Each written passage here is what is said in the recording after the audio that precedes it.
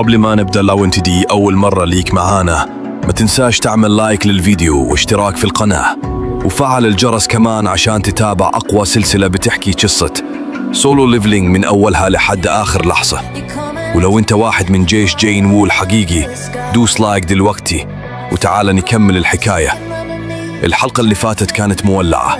جين وو واجه زعيم البوابة وبدأ يستعرض قوته الحقيقية.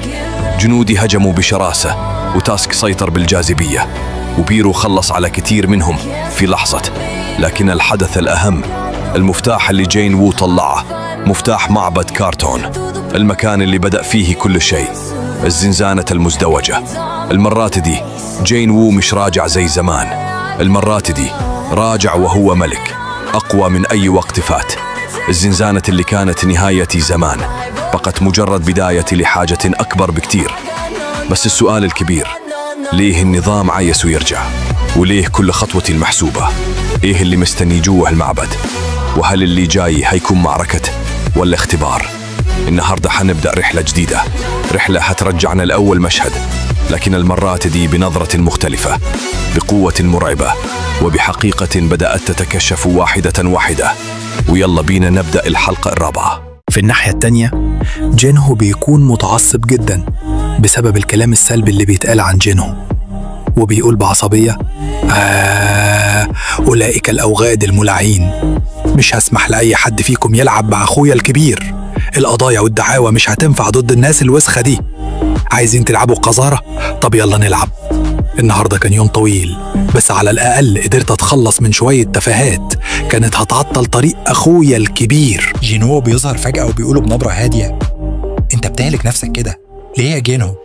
جينهو بيرفع عينه باندهاش وبيقول بحماس: أخيرا رجعت يا أخويا، بس دخلت منين أنت؟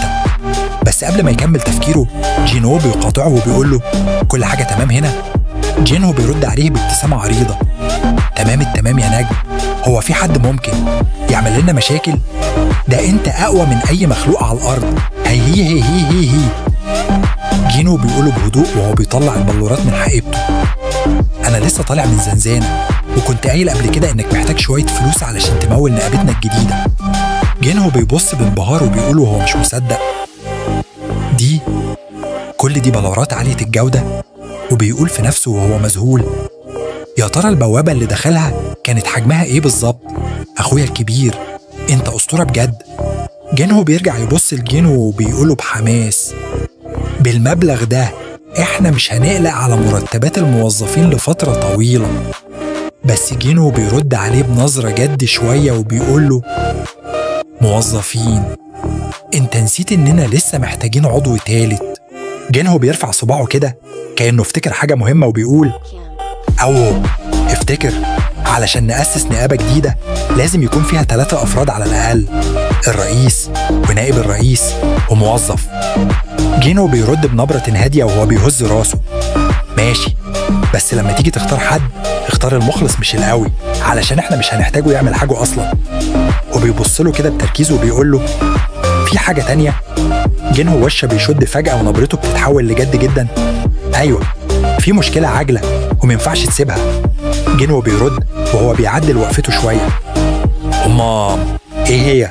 جينهو بيقول بصوت حاد كده وكأنه بيعلن حالة طوارئ: اسم النقابة، احنا لسه ما اخترناش اسمها. جينهو بيحك راسه كده وبيقول باسترخاء: نسيت بصراحة. جينهو بيزعق فيه شوية وهو مندهش: إذا تنسى حاجة بالحجم ده؟ دي حاجة مهمة يا راجل. وبيكمل جينهو بحماس: بص بقى، فكرت في اسم سونج يو، ده مش بين اسمي واسمك.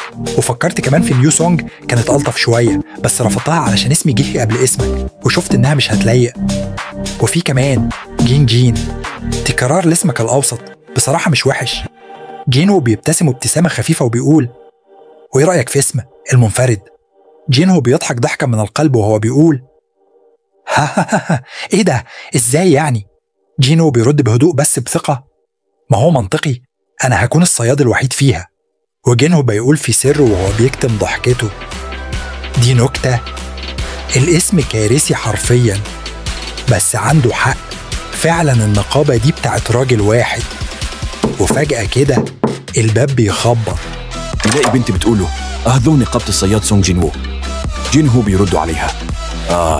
أيوة تمام كده. وفجأة الاتنين بيتصدموا. دي الصيادة تشاهاي. جين وو بيقولها وهو مش مصدق. الصيادة تشاهاي، إيه اللي جابك هنا؟ بتردوا عليه بهدوء غريب. أنا عايزة أنضم لنقابتك. جين وو بيرفع حواجبه. ممكن تقولي لي سبب وجودك هنا؟ بترد بنفس البرود. قلت لك أنا عايزة أنضم.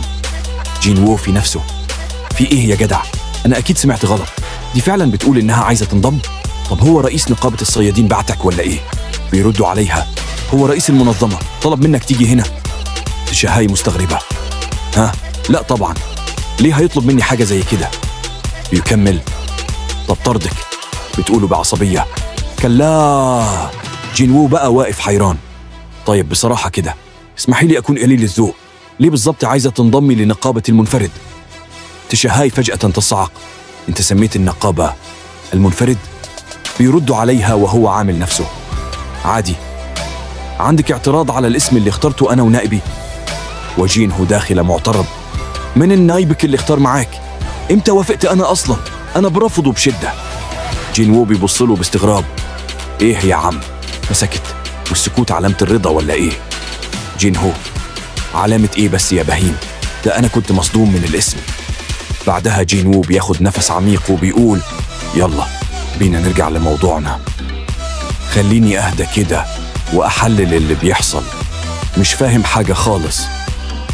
أولاً نبضها سريع.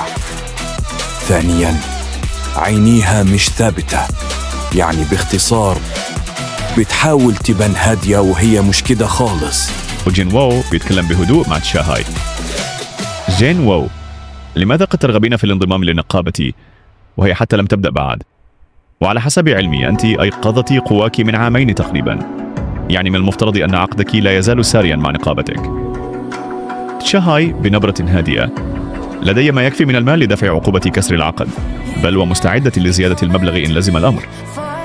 جين وو بهدوء ووضوح. في الحقيقة نحن لا نملك حاليا المال الكافي لتعويض نقابتك عن كسر العقد، ولا حتى توفير راتب يليق بمستواك. تشاهاي، لا بأس، لن أطلب أي رسوم مقدما. جين وو ينظر لها بتساؤل. لكن لماذا قد ترغبين في الانضمام لنقابتي؟ تشاهاي تتوتر وتبدأ تتحدث مع نفسها بصمت. تشاهاي تفكر، كيف يمكنني أن أشرح له؟ لو أخبرته بما في داخلي سيظنني مجنونا. منذ أن قابلته لم أتمكن من إخراجه من رأسي.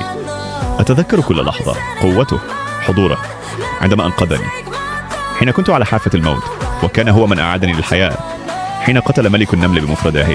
هذا الرجل مختلف. تشاهاي تتوقف عن التفكير وتهمس داخل نفسها. ماذا أقول؟ بل كيف أقولها؟ في اللحظات الأخيرة أريد أن أكون بقربك أنت.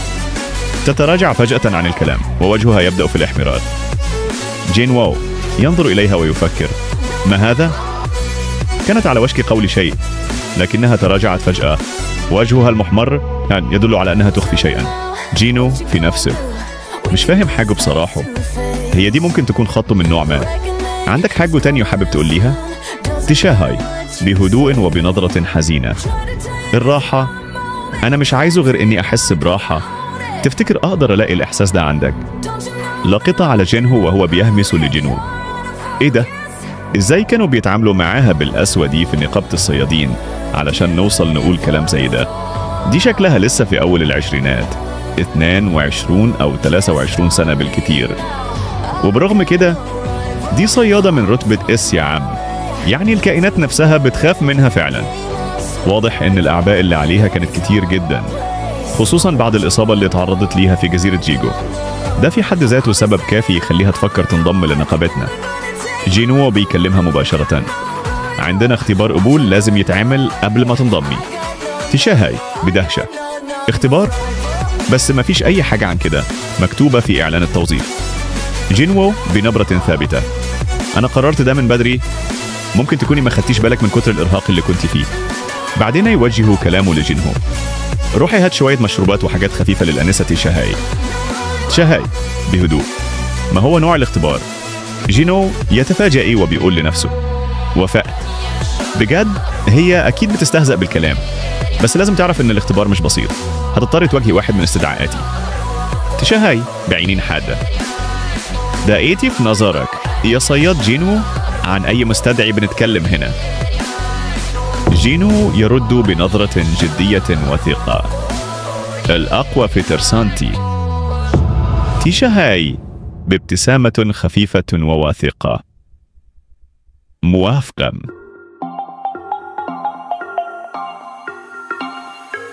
وبكده تشهاي وافقت تدخل اختبار القبول في نقابة جينوو. بس الاختبار مش عادي، ده اختبار قدام أقوى ظل في ترسانة. جينوو، تفتكروا إيه اللي هيحصل؟ هل فعلا تقدر تهزمه؟ ولا جينوو ناوي يختبرها اختبار عمرها؟